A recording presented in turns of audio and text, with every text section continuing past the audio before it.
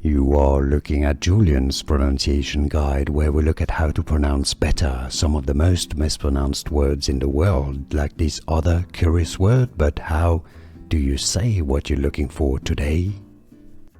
Let's learn once and for all how to pronounce those two types of breads. One is from France, typical of French cuisine, and the other from Italy, also very typical from Italy. If you want to learn more food names from France and Italy and beyond, stay tuned. I've got many more videos. I'll link to a few for you at the end of this one. Baguette is how we say it in French. Baguette, baguette bread. In English, baguette. The bottom word, a type of Italian bread, white bread. The Italian pronunciation, ciabatta. Cha, essentially consider the CI like CH, so ciabatta. Because you have a double T, you need to stress on that T. Ciabatta. That's your Italian pronunciation. In English, ciabatta.